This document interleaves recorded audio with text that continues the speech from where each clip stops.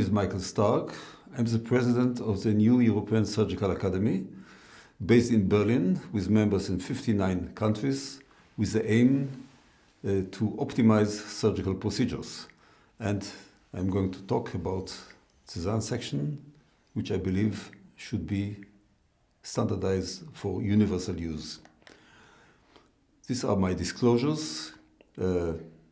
I'm also a guest scientist at the Charité University Hospital in Berlin, and I'm the vice president of the World Federal of the Medical Societies in China. The 19th century was the era of open surgery. Ephraim McDowell was the first one to perform a successful laparotomy in the United States. And the 20th century was the era of endoscopy. On the left side, you can see George Kelling, who was the first one, a German surgeon, who did endoscopy on a dog.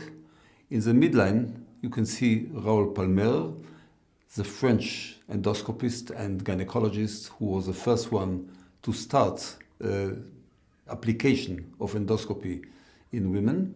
And on the right side, you can see Kamran Nezhat from San Francisco. He's the one who introduced the screen into the operation room. So the 20th century was the era of endoscopy.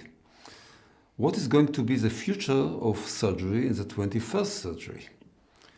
So at the moment, there's a new discipline emerging, natural orifice surgery.